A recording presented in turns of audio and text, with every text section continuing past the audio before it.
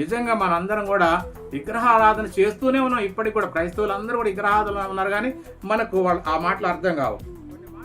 క్రైస్తవులు అనే వాళ్ళందరూ యేసుక్రీస్తునే దేవుడు అంటున్నారు, అందరూ ఆయన్నే ఆరాధిస్తూ ఉంటున్నారు, అందరూ ఆయన్నే మొక్కుతూ ఉంటున్నారు. కానీ ఆయనని దేవుడు మన సర్వలోకంలో ఉన్న మానవులందరికీ పంచిపెట్టాడన్న సంగతి ఏమైనా అర్థమవుతుందా? ఈ బలహీనులను బట్టి మాత్రమే కొంచెం జాగ్రత్తగా ఉండాలి తప్ప మిగిలిన విషయంలో నీకు ఎక్కడ కూడా ఆంక్షలు లేవు అనే సంగతి ఇక్కడ ఖచ్చితంగా చెప్తున్నాడు.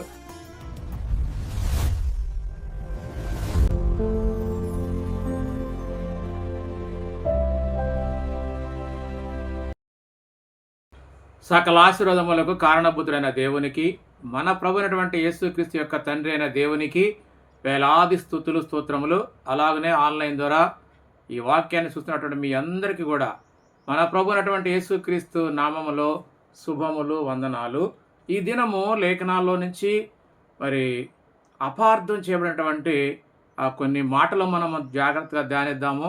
ఎందుకంటే ఈ మధ్య మరి నా సహోదరుడు ఒక ఆయన మరి ఇట్లా నాకు ఫోన్ చేసి రాత్రి, బ్రదరు మరి ఇట్లా నేను మా కుటుంబం మేము క్రైస్తవం తీసుకున్నాము, అయితే మా సహోదరులు మరి వారు ఇంకా విశ్వాసంలోకి రాలేదు, అన్య మతాల ఆచారంతోనే వాళ్ళు బతుకుతున్నారు. అయితే వాళ్ళు మరి ఒక దేవతకు మొక్కుకొని అక్కడ బలి అర్పిస్తూ మమ్మల్ని పిలిచారు.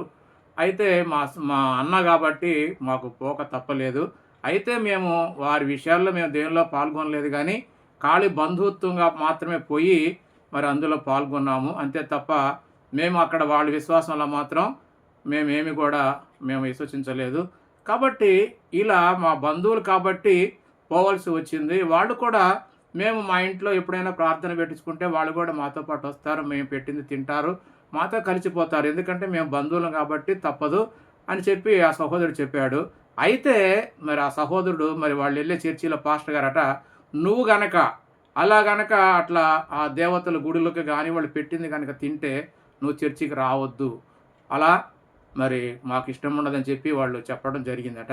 ఆ విషయాన్ని నన్ను అడిగి, ఆ బ్రదరు మరి ఇట్లా అన్నారు, మా బ్రదర్ వాళ్ళు ఇలా మొక్కుకొని ఇట్లా వెళ్ళి వాళ్ళు ఏదో ఒక దేవతకు బలి అర్పిస్తే మేము వాళ్ళతో కూడా వెళ్ళి మరి ఆ ఫంక్షన్లో ఉండాల్సి వచ్చింది, ఇది ఏమన్నా తప్ప మరి అనే మాట మీరేమంటారు బైబిల్ ప్రకారంగా అన్నప్పుడు, అది తప్పే కాదయ్యా, ఎందుకంటే వాళ్ళు మీ సహోదరులు, రక్త సంబంధికులు కనుక వాళ్ళ విశ్వాసములో నువ్వు పాలు పంపులు పొందొద్దు. అంటే వాళ్ళు విశ్వసించినట్టుగా వాళ్ళ విశ్వాసంలో నువ్వు పాలు పంపులు పొందకూడదు. కానీ నమ్మకం అంటే వాళ్ళు ఎలా నమ్ముతున్నారంటే ఆ దేవత దేవుడని నమ్ముతున్నారు, ఆ దేవతకు మొక్కితే మనకేదో మేలు చేస్తుందని నమ్ముతున్నారు, ఆ దేవత దగ్గర మరి బలి అర్పించుకొని వంట చేసుకొని తింటే దానివల్ల మనకు ఆశీర్వాదం వస్తుంది అని వాళ్ళు నమ్ముతున్నారు.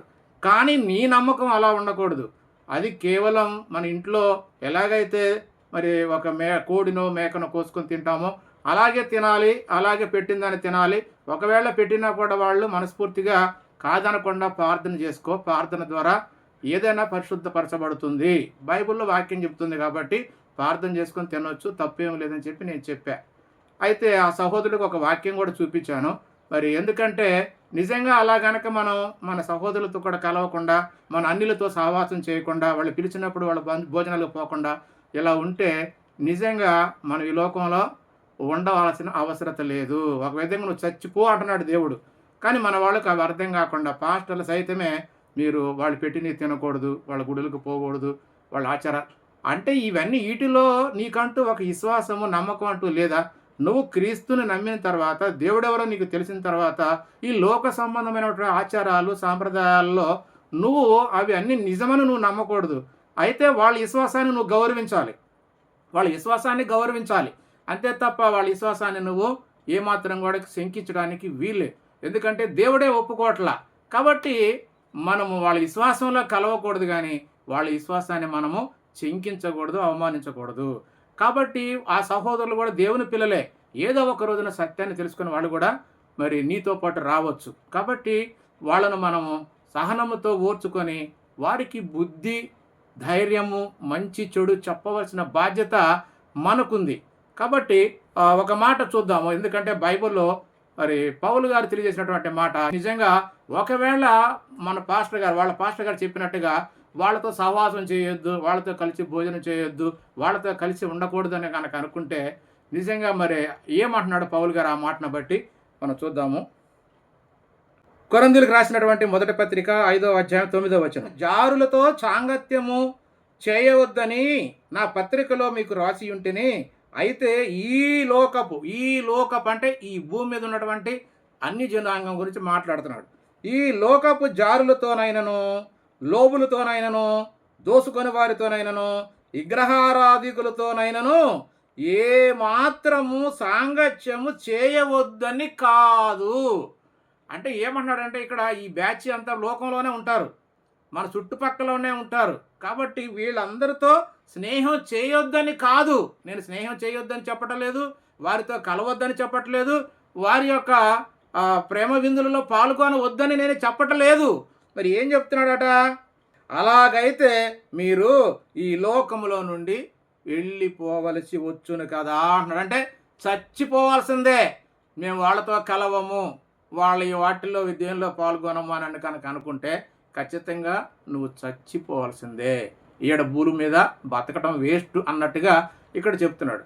మరి ఎవరితోనయ్యా నువ్వు సహవాసంగా ఉండకూడదు, ఎవరితో నువ్వు కలిసి ఇవి చేయకూడదంటే ఇప్పుడు సహోదరుడైన వాడు ఎవరంటే క్రైస్తవుడు, నేను బాప్తిసం తీసుకున్నా, నేను క్రీస్తుని వెంబడిస్తున్నానని చెప్పేవాడు కనుక ఎవడైనా ఈ గుణాలు ఉంటే, అంటే క్రైస్తవంలోకి వచ్చిన తర్వాత కూడా, క్రీస్తుని నమ్ముకున్న తర్వాత కూడా ఇంకా ఇలాంటి కార్యాలు చేస్తే వాళ్ళ గురించి చెప్తున్నాడు. ఏమంటే 11వ వచనం, ఇప్పుడైతే సహోదరులు అనబడిన వాడు ఎవడైనను జారుడు కానీ, లోబి కానీ, విగ్రహారాధికుడు కానీ, తిట్టుబోతు కానీ, త్రాగుబోతు కానీ, దోసుకునేవాడు కానీ అయ్యున్న ఎడల అట్టివానితో సాంగత్యము చేయకూడదు, భుజింపనకూడదు అని మీకు రాయిచున్నాను అంటున్నాడు.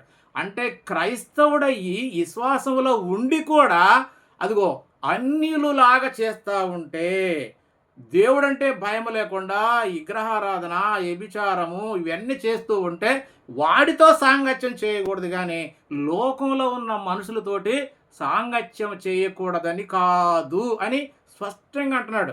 కాబట్టి ఒకవేళ వాళ్ళతో మనకు సహవాసం వద్దు, వాళ్ళతో నేను దూరంగా ఉంటాను అనుకుంటే నువ్వు అసలు ఈ లోకంలో బతకటమే వేస్ట్ అంటున్నాడు.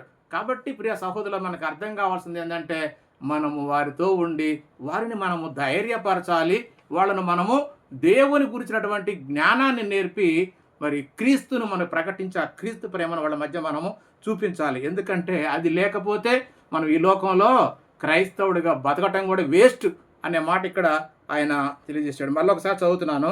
జారులతో సాంగత్యము చేయవద్దని నా పత్రికలో రాసి ఉంటిని.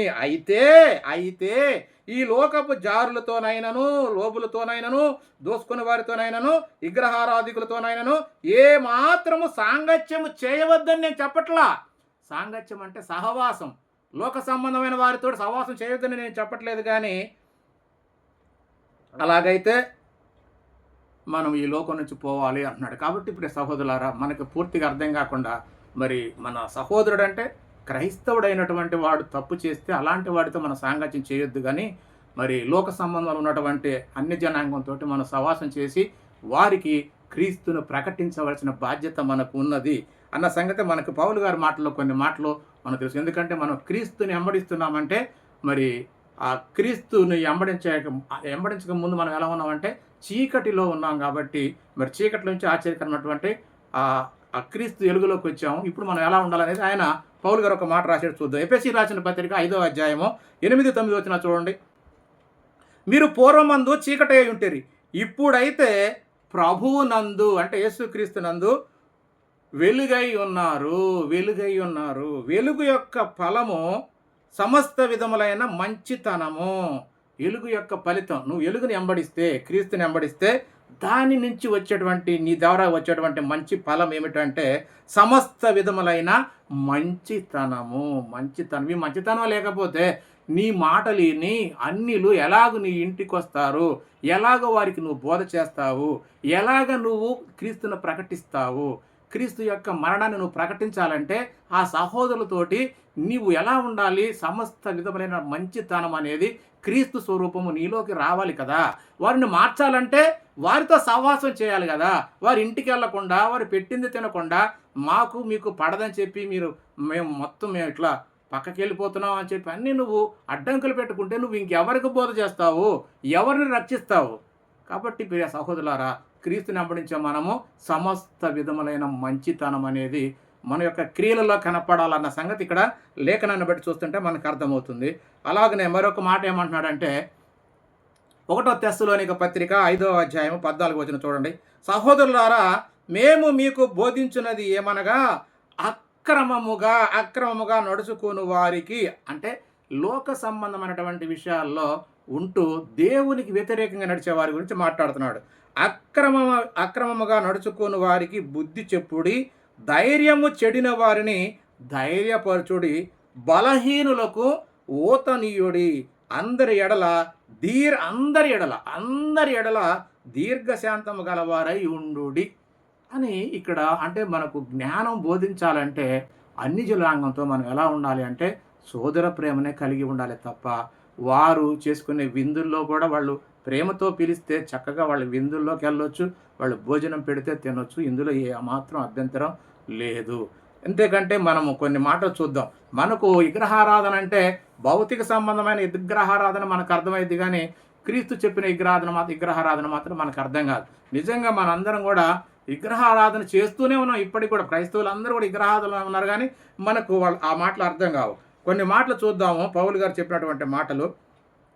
నిజమైన విగ్రహారాధన ఏంటంటే ఈ రోజున మనుషులందరూ చేసే విగ్రహారాధన క్రైస్తవులకే అర్థం కావట్లేదు, అయినా కానీ విగ్రహారాధన చేస్తూనే ఉన్నారు. చూద్దాం. కొలస్సీలకు రాసిన పత్రిక 3వ అధ్యాయం 5వ వచనం. భూమి మీదనున్న మీ అవయములను అనగా జారత్వమును, అపవిత్రతను, కామాతురతను, దురాశను, విగ్రహారాధనైన ధనాపేక్షను చంపివేయుడి అంటున్నాడు. ఈ రోజున ఏ క్రైస్తవుడు డబ్బులు లేకుండా బతకగలడు చెప్పండి? ఏ క్రైస్తవుడు డబ్బులకు ఆశపడకుండా ఎవరు బతుకుతున్నారు చెప్పండి?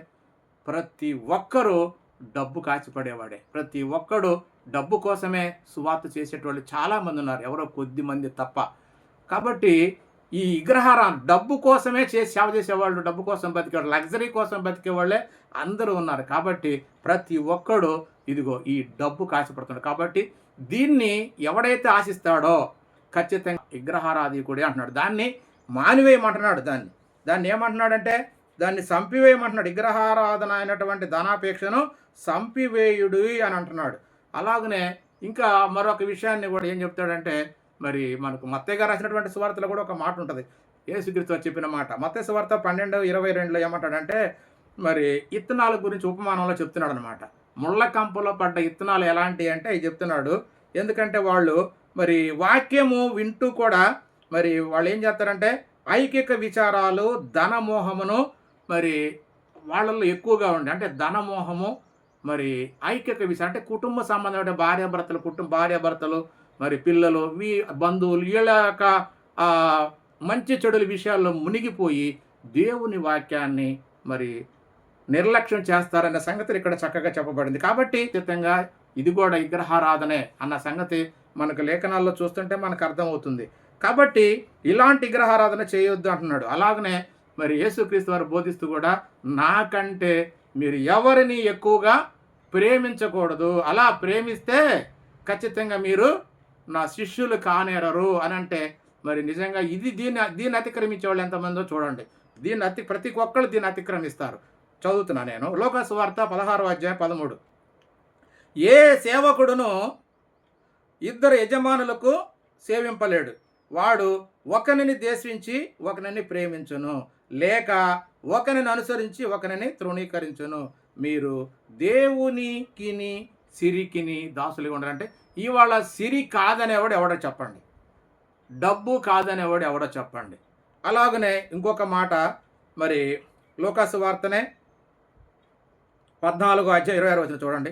ఎవడైనను నా యొద్దకు వచ్చి తన తండ్రిని, తల్లిని, భార్యను, పిల్లలను, అన్నదమ్ములను, అక్క చెల్లెండ్రను, తన ప్రాణమును సహా ద్వేషింపకుంటేవాడు నా శిష్యుడు కానేరడు అంటున్నాడు.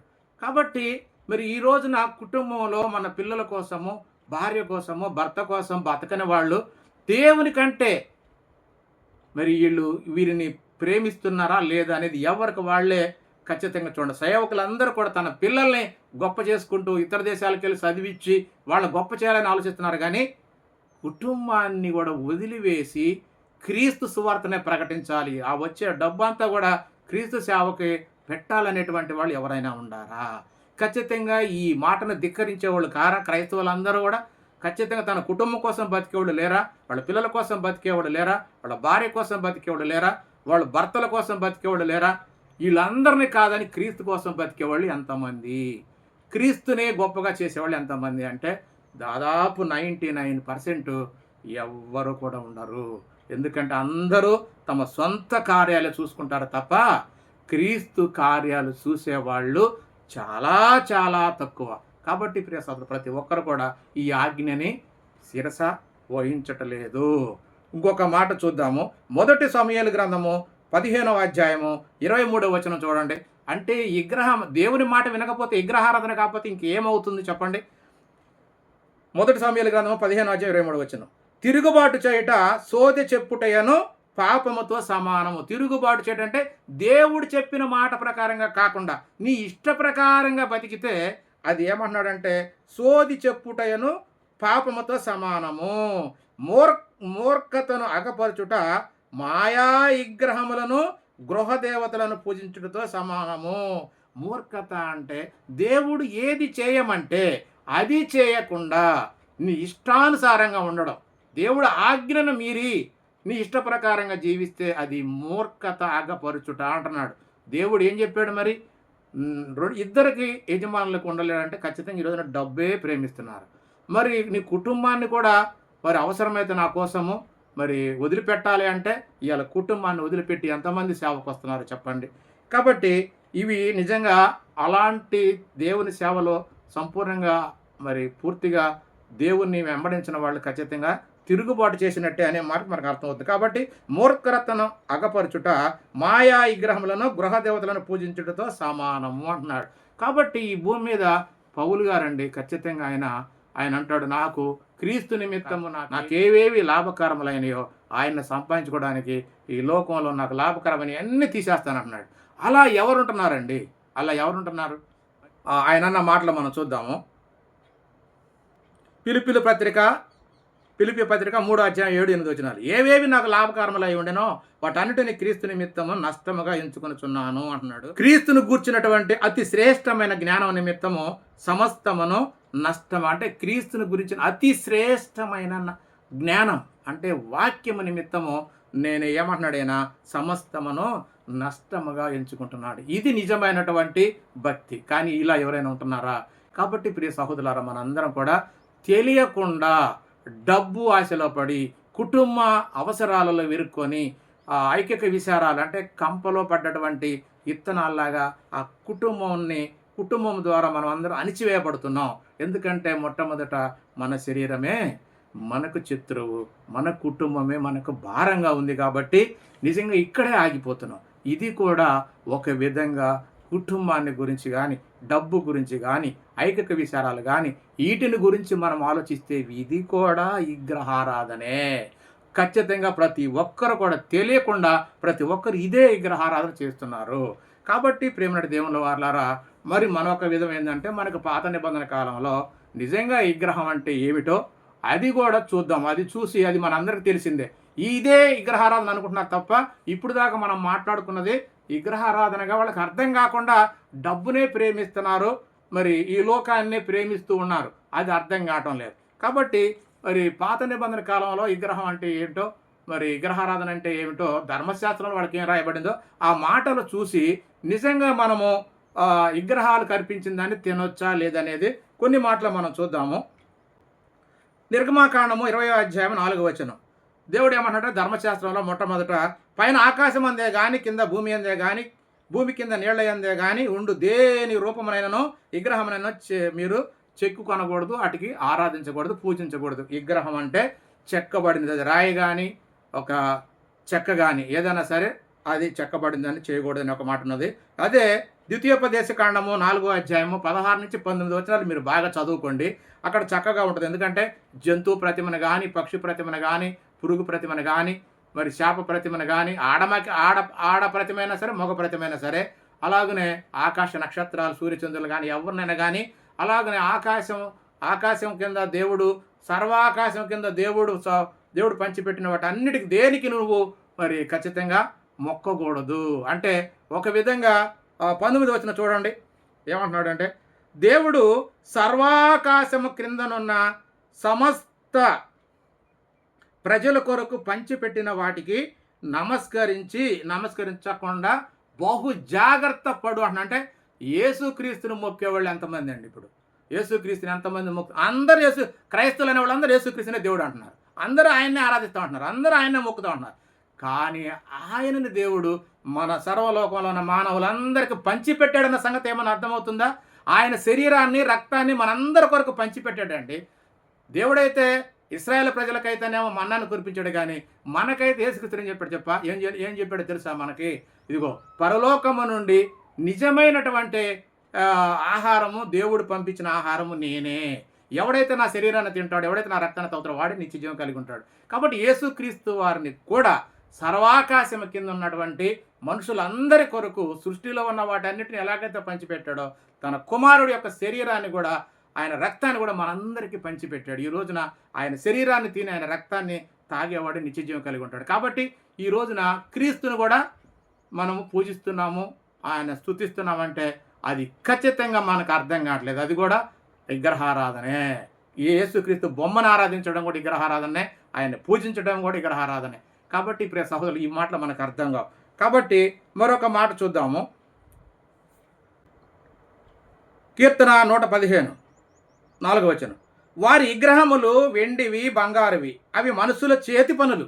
అంటే విగ్రహాలన్నీ కూడా మనుషులే చేస్తారు, అవి మనుషుల చేతి పనులు. వాటికి నోరుండియు పలకవు, కన్నులుండియు చూడవు, చెవులుండియు వినవు, ముక్కులుండియు వాసన చూడవు, చేతులుండియు ముట్టుకొనవు, పాదములుండియు నడవవు, గొంతుకతో మాట్లాడవు.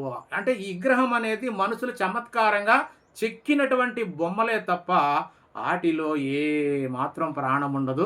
వాటి వలన ఎవరికి ఏ ప్రయోజనం ఉండదు, లాభము ఉండదు, నష్టము ఉండదు. విగ్రహము అనేది మనుషులు చేసినటువంటి ఒక బొమ్మ మాత్రమే అని ఇక్కడ లేఖన చెప్తుంది. అలాగనే హబక్కూకు గ్రంథంలో ఒక మాట ఉంది, అది కూడా చూద్దాము.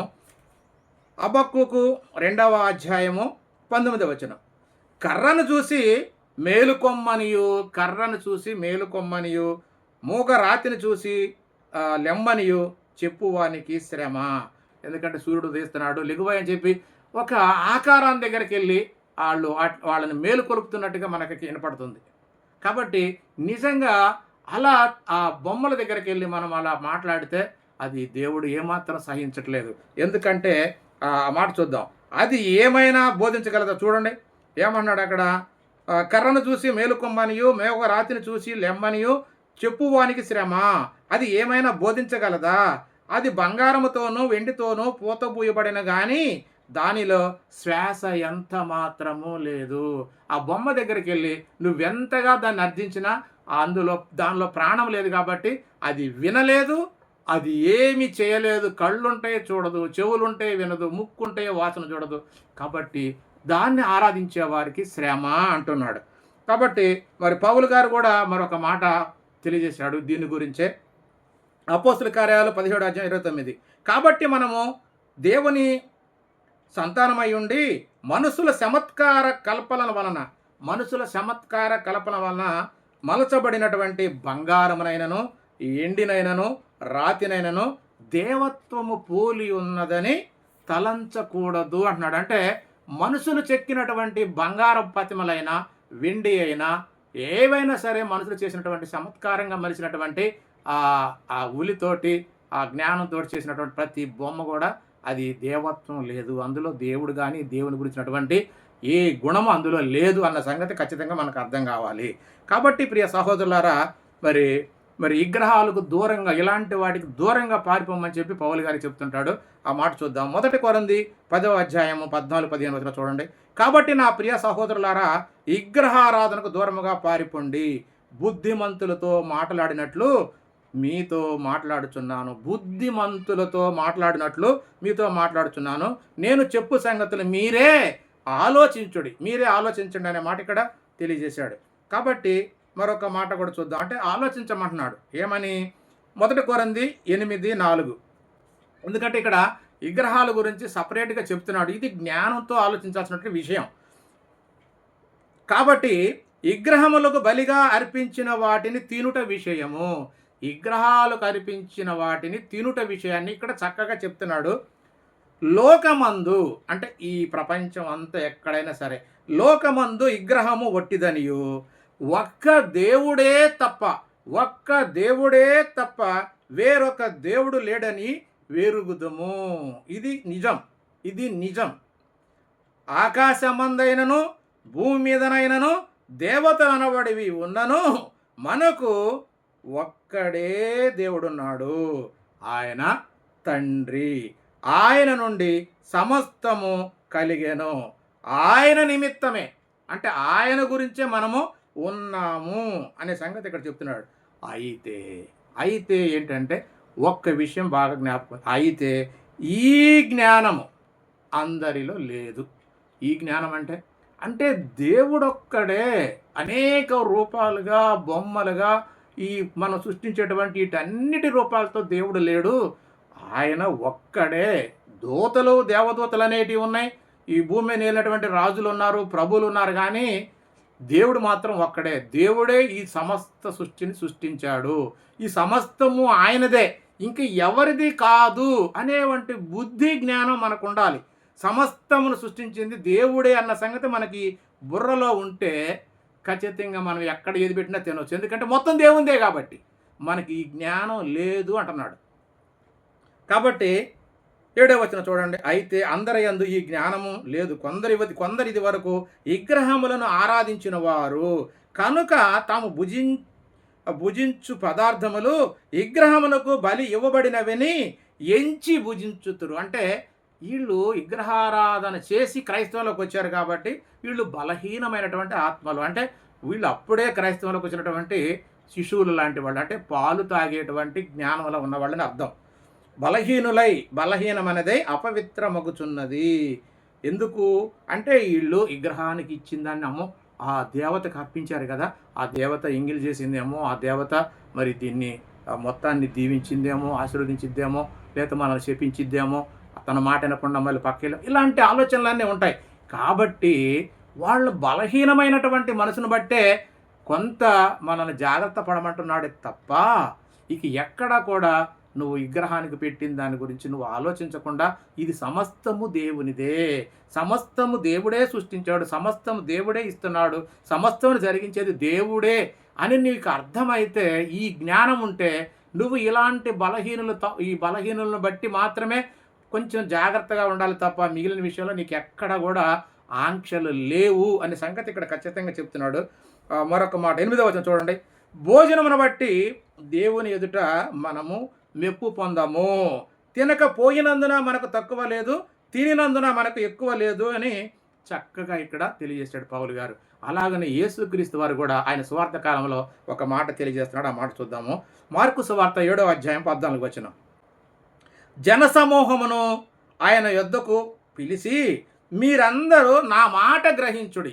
ఇక్కడ ఈయనేమంటున్నాడు, ఇందాక పౌలు గారేమో మీరే ఆలోచించండి అని ఆయన చెప్పాడు. యేసుక్రీస్తు వారు ఏమంటున్నాడంటే మీరు గ్రహించండి, నా మాటలు గ్రహించండి అని చెబుతూ ఆయన ఏమంటున్నాడంటే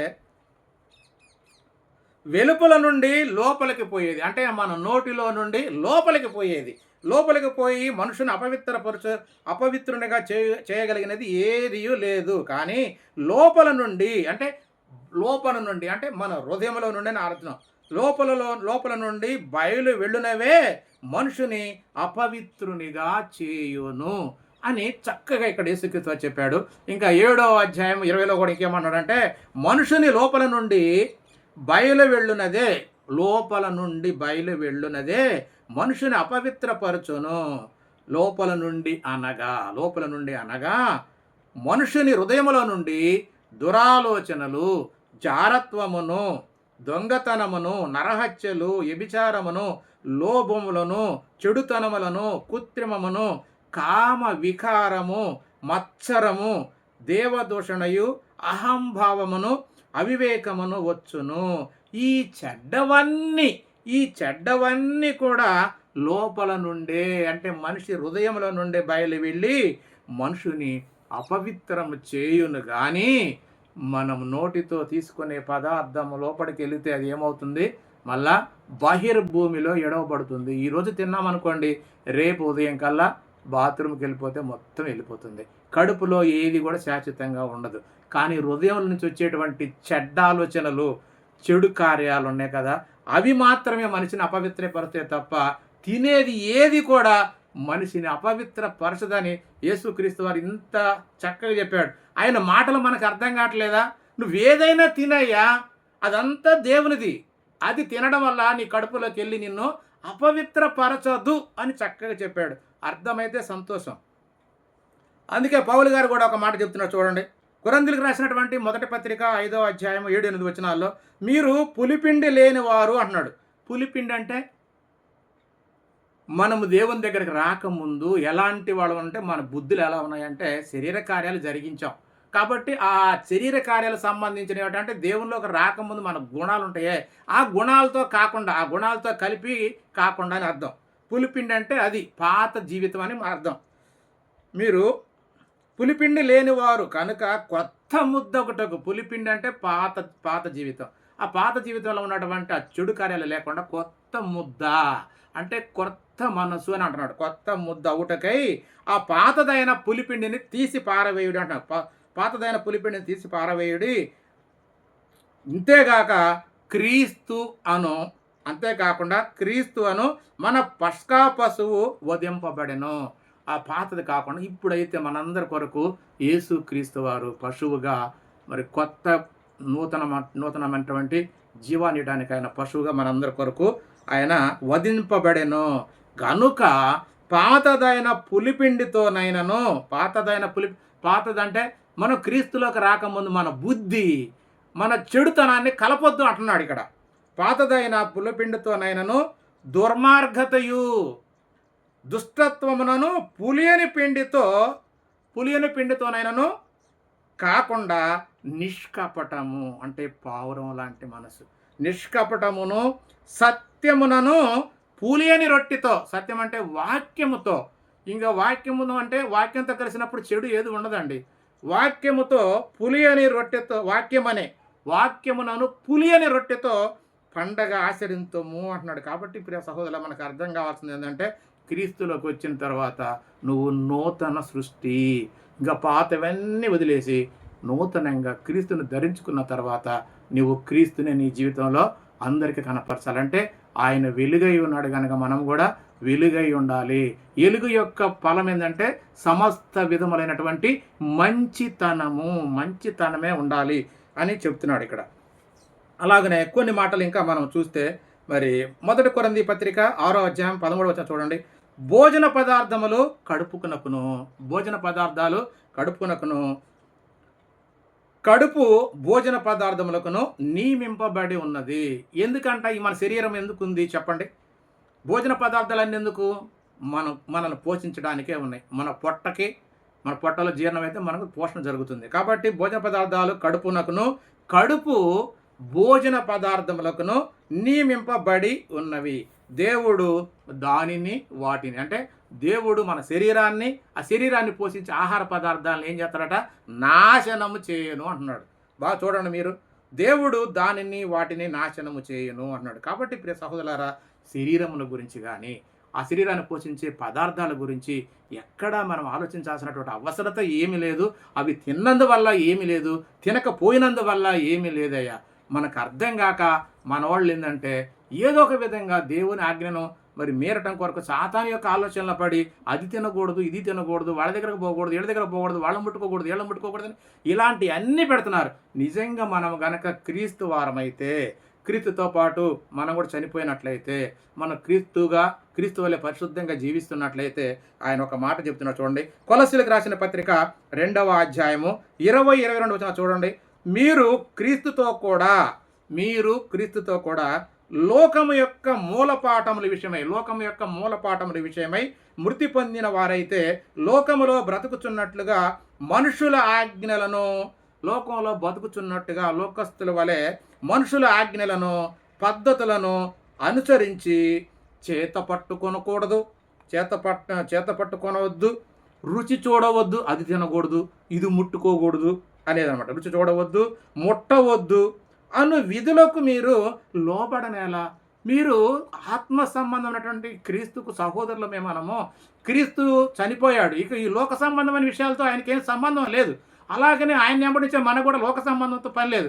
అందుకనే మనము ఆత్మ జ్ఞానంగా కలిగి ఉండాలి. అందుకని ఏమంటే అవి పట్టుకొనవద్దు, రుచి చూడవద్దు, ముట్టవద్దు అను విధులకు మీరు లోబడనేలా. అవన్నీ వాడుకొనుట చేత, అంటే మన శరీరాన్ని పోషించే పదార్థాలైనా సరే మన శరీరంలోకి వచ్చిన తర్వాత అవి వాడబడతాయి, బహిర్భూమిలో విడవబడతాయి. కాబట్టి అవన్నీ వాడుకొనుట చేత నశించిపోవును. వాటిని బట్టి మనం ఎందుకయ్యా దేవునికి దూరం కావాలి, అది ఎందుకు అర్థం కావట్లేదు అనే మాటలు ఇక్కడ రాయబడ్డాయి. చూద్దాము. నిజంగా మరి ఇంకా పౌలు గారు చక్కని మాటలు తెలియజేస్తున్నాడు. రోమపత్రిక 14 ఏమంటారంటే సహజంగా ఏది నిషిద్ధము కాదు, సహజంగా ఏది నిషిద్ధము కాదు అని నేను ప్రభు అయిన యేసునందు ఎరిగి రూఢిగా నమ్ముచున్నాను. అయితే ఏదైనా నిషిద్ధమని ఎంచుకోని వానికి అది నిషిద్ధమే. అంటే సహజంగా ఏదైనా క్రీస్తునందు మరి నిషిద్ధము కాదనే సంగతి ఆయన రూఢిగా తెలుసుకొని మరి చెప్తున్నాడట. అయితే మనకు కూడా అలాంటి విశ్వాసం ఉండాలి. అయితే మనం ఏదన్నా అనుమానంతో కనుక తింటే, అంటే ఎందుకంటే ఇంతకుముందు విగ్రహాలకు పూజించినటువంటి వాళ్ళు దేవుళ్ళలోకి వచ్చిన తర్వాత, క్రీస్తులోకి వచ్చిన తర్వాత మరలా అలాంటి ఆలోచనలకి వెళ్ళి బలహీనంగా అరే ఆయన తింటున్నాం కదేమన్నా అవుతుందేమోనని ఇలాంటి బలహీనమైనటువంటి ఆలోచనలు కనుక చేసినట్లయితే, వాళ్ళు అనుమానించినట్లయితే అలాంటి వారికి అయితే ఏదైనా నిషిద్ధమని ఎంచుకున్న వారికి అది నిషిద్ధమే అని చెప్తూ ఇంకా ఏమన్నాడంటే 17వ వచనం, దేవుని రాజ్యము అంటే దేవుని సంఘము భోజనమును పానమును కాదు కానీ నీతి సమాధానమును పరిశుద్ధాత్మ యందలి ఆనందమునై ఉన్నది. మనము తిండి తిని సంతోషించే వారిగా కాకుండా తినటము తాగటము పండగ చేసుకునే దానికోసం కాదు, కానీ దేవుని రాజ్యం అంటే దేవుని సంఘంలో ఉన్న వాళ్ళు ఎలా ఉండాలి అంటే నీతియు అంటే దేవుని నీతియు సమాధానము, క్రీస్తుత్వ సమాధానమును పరిశుద్ధాత్మ యందలి ఆనందాన్ని మనం కోరుకోవాలి. కాబట్టి పేతురు గారు కూడా చక్కగా ఒక మాట తెలియజేస్తాడు. పేతురు గారు రాసినటువంటి మొదటి పత్రిక 2:5 ఒక మాట ఉంటుంది. క్రీస్తు ద్వారా ఎలా ఉండాలి మనం అంటే క్రీస్తు ద్వారా దేవునికి అనుకూలములగు ఆత్మ సంబంధమైన బలులను అర్పించుటకు పరిశుద్ధ జనముగా ఉండునట్లు మీరును సజీవమైనటువంటి రాళ్ల వలె నుండి ఆత్మ సంబంధమైన మందిరం అంటే ఏంటి? మందిరం అంటే దేవుని సంఘమే, దేవుని ఆలయము, దేవుని సంఘమే. కాబట్టి ఆ దేవుని సంఘంలో ఎలా ఉండాలంటే నీతి సమాధానంగా ఉండి ఆత్మ సంబంధమైనటువంటి మందిరంలో మనం కూడా అమూల్యమైన రాళ్లగా మనం అందులో ఒక వ్యక్తులుగా చేర్చబడి సంఘంలో మనం కూడా ఒక వ్యక్తులుగా ఉండాలి. అలా ఉండాలి తప్ప ఈ లోక సంబంధమైన విషయాల్లో ఉండి వాటిని తినకూడదు. మనకి లేవండి, క్రీస్తునందు ఉన్నవాడికి ఏ శిక్ష విధి ఏది లేదు అనే మాటలు మనకు ఇక్కడ ఉన్నాయి. 20వ వచనం చూడండి. రోమపత్రిక 14:20 ఏమంటున్నాడంటే భోజనము నిమిత్తము దేవుని పనిని పాడు చేయవద్దు అంటున్నాడు. దేవుని నిమిత్తము అంటే భోజన నిమిత్తము దేవుని పనిని పాడు చేయవద్దు. సమస్త పదార్థములు పవిత్రములే. ఎందుకు? అవి దేవుని చేత చేయబడ్డాయి కాబట్టి. అయితే అనుమానముతో తినువానికి అది దోషము. అయితే అనుమానం అనేది ఉండకూడదు. దేవుని దగ్గరకు వచ్చినాక ఏది అనుమానించకూడదు. ఒక తోమా గారు కనుక అనుమానించినట్టుగా అనుమానించకూడదు. కాబట్టి అనుమానించేవాడికి ఏదైనా దోషం ఉంటుంది, కానీ అనుమానించకుండా ఇదంతా దేవునిదే, దేవుడే నాకు ఇస్తున్నాడు, దేవుడే నాకు ఇకపోతే నాకు ఇది రాదు, ఇదంతా దేవుని కృప అని నువ్వు నమ్మితే అనుమానం లేకుండా సమస్తము పవిత్రములే అనే మాటలు ఇక్కడ రాయబడ్డాయి. కాబట్టి ప్రియమైనటువంటి దేవుని వాళ్ళారా, అనుమానంతో తినేవాడు ఇది దెయ్యానికి పెట్టింది, ఇది బలి ఇవ్వబడింది, ఇది అని చెప్పి అనుకుంటే అలాంటి వాడు అది తినకుండా ఉండటమే మంచిది అంటున్నాడు దేవుడు. కాబట్టి మరి పేతురు గారు కూడా ఆయన మరి అపోస్తల కార్యాలు ఏం చెప్పాడంటే, ఎందుకంటే ఆయన సీమోను ఇంటి పైన ఆయన ప్రార్థన చేస్తున్నప్పుడు ఆయన మరి కొర్నేలి దగ్గర నుంచి మనుషులను పంపించినప్పుడు ఆయన మరి మేడ మీద 4 చెంగులు పట్టబడినటువంటి ఒక దుప్పటి వస్తుంది. దానిలో చతుస్పాద జంతువులు, పురుగులు, పక్షులు అన్నీ ఉంటాయి. అన్నిటిని చూసి దేవుడు ఏమంటాడు, చంపుకొని తిను అంటే ఆయన అంటాడు కదా, ఆయన మాట చూద్దాం. ఆయన ఏమంటున్నాడంటే అందుకు పేతురు ఏమన్నాడంటే, అయ్యో ప్రభువా, నిషిద్ధమైనది అపవిత్రమైనది ఏదియు నా నోట ఎన్నడను పడలేదని చెప్పగా 10వ అధ్యాయం చూడండి, 10వ అధ్యాయం 15వ వచనం ఏమన్నాడంటే, అపోస్తల కార్యాలు 10:15 ఏమన్నంటే దేవుడు పవిత్రము చేసిన వాటిని నీవు నిషిద్ధమైనవిగా ఎంచవద్దని మరి ఆ శబ్దం రెండోసారి ఆకాశం నుంచి వచ్చిందంట. అంటే దేవుడు అన్నిటిని పవిత్రం చేసిన తర్వాత నువ్వు ఇప్పుడు ఏది కూడా నిషిద్ధమైనది కాదు, మనుషులైనా జంతువులైనా అన్నీ కూడా పవిత్రమైనవే, నేను పవిత్రం చేసిన తర్వాత నువ్వు తిను అని చెప్పి పేతురు గారు చెప్పినప్పుడు ఆయన అన్నటువంటి మాట. కాబట్టి ఈ విధంగా దేవుడు అన్నిటిని కూడా పరిశుద్ధంగానే మరి ఉంచినట్టుగా మనకు లేఖనాలన్నీ కూడా అర్థమవుతున్నాయి. కాబట్టి మరి దేవుడు కూడా ఒకప్పుడు అరణ్య మార్గంలో ఉన్నప్పుడు వాళ్ళకి కొన్నిటిని తినకూడదని చెప్పాడు. ప్రయాణంలో ఉన్నప్పుడు యుద్ధ కాలంలో ఉన్నప్పుడు కొన్ని తినొద్దు అన్నాడు. అయితే మరి వాళ్లకు కానాను దేశాన్ని ఇచ్చిన తర్వాత వాళ్ళు అభివృద్ధి పొందిన తర్వాత అన్నిటినీ తినమన్నాడు. అసలు జంతువులను కూడా అన్నిటిని తినమన్నాడు. కూడా వాళ్ళకి రిస్ట్రిక్షన్ అంటే దానికి ఏది కూడా నిషేధించే పని లేకుండా అన్నిటినీ తినమన్నాడు. ఆ మాట చూద్దాము. ద్వితీయోపదేశకాండము 2వ అధ్యాయం 15-22 వచ్చిన చూడండి. అయితే నీ దేవుడైన యెహోవా నిన్ను ఆశీర్వదించిన కొలది ఇండ్లన్నిటిలో, అంటే మీ ఇండ్లన్నిటిలో నీ మనసు కోరిన దాన్ని ఏది తింటావో నీ ఇష్టం. ఒక సహోదరుడు అన్న మరి పందిని తినొచ్చా అన్నాడు. అయా నిస్సందేహంగా తినబుద్ధి అయితే తిను అని చెప్పాను నేను. ఎందుకంటే ఇక్కడ లేఖనాన్ని బట్టి ఏమన్నాడు, నీ మనసు కోరిన దాన్ని చంపి తినవచ్చును, పవిత్రులేమి అపవిత్రులేమి, ఎర్ర జింకను చిన్న దుప్పిని తినట్లు తినవచ్చును. అయితే రక్తంతో తినకూడదు, దాన్ని నీళ్ల వల్లే కింద పారబోయాలని చెప్పి ఇక్కడ రాయబడింది. అలాగే ఇంకొక వచనం 22వ వచనం చూడండి. అదే ద్వితీయోపదేశకాండం 12:22. యెహోవా నీకిచ్చిన గోవులలోనే కానీ నీ గొర్రె మేకలలోనే కానీ నేను నీకు ఆజ్ఞాపించినట్టు చంపి నీవు ఆశించిన దాన్ని అన్నిటిని చంపుకో తిను, నువ్వు ఆశించిన దాన్ని నీ ఇంట తినవచ్చును, జింకను దుప్పిని తినట్లు దాన్ని తినవచ్చును, పవిత్రముల భేదము లేకుండా తినవచ్చు. కాబట్టి ప్రియ సహోదరులారా, మరి ఇక్కడ పేతురు గారు చెప్పిన దాన్ని ఒకప్పుడు మరి అక్కడ ధర్మశాస్త్రంలో కూడా చెప్పాడు. కాబట్టి ఇప్పుడు దేవుడు ఆయన సృష్టించిన అన్నీ కూడా పవిత్రమైనవే, కాబట్టి ఏది కూడా నిషిద్ధమైనది కాదు అని చెప్తున్నాడు. అలాగే తీతుకు రాసిన 1వ అధ్యాయం 15వ వచనంలో ఏమంటున్నాడు చూడండి పౌలు గారు, పవిత్రులకు అన్నీ పవిత్రములే. ఎంత చక్కని మాట. మన మనసు పవిత్రంగా ఉంటే అన్ని పవిత్రములే అంటున్నాడు. పవిత్రులకు అన్నీ పవిత్రములే, కానీ అపవిత్రులకు అవిశ్వాసులకును ఏది పవిత్రమైనది కాదు. అవిశ్వాసులు అంటే పరిశుద్ధత లేకుండా, దేవుడంటే విశ్వాసం లేని వాళ్ళండి. దేవుడంటే విశ్వాసం లేని వాళ్ళు ప్రతిదాన్ని అనుమానిస్తారు. విశ్వాసం ఉంటే ఇదంతా దేవుడిది కదరా, ఇదంతా దేవుడి కదా సృష్టించింది, ఇదంతా దేవుడి కదా మనకిస్తుంది, ఇంకెవడు ఇవ్వలేడురా, దేవుడి కృప ఉంటేనే మనం ఒక పూట సంపూర్ణంగా భుజించగలము అనేది ఒక నమ్మకం ఉంటే, దేవుడి మీద నమ్మకం ఉంటే, పరిశుద్ధమైన ఆలోచన నీకుంటే అన్నీ పరిశుద్ధములే, అన్నీ తినొచ్చు.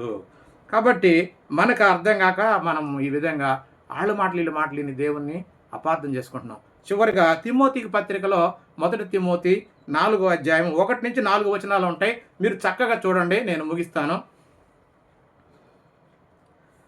ఏమన్నాడు, కడవరి దినములో కొందరు అబద్ధికులు వేషధారణ వలన మోసపరుసు ఆత్మల యందును దెయ్యముల బోధ యందును లక్ష్యముంచి విశ్వాస భ్రష్టులగుదురని ఆత్మ తేటగా చెప్పుచున్నాడు. అబద్ధికులు వాత వేయబడిన మనస్సాక్షి గలవారై వివాహమును నిషేధించు. కొంతమంది అంటే వివాహం చేసుకోకూడదు అంటారు.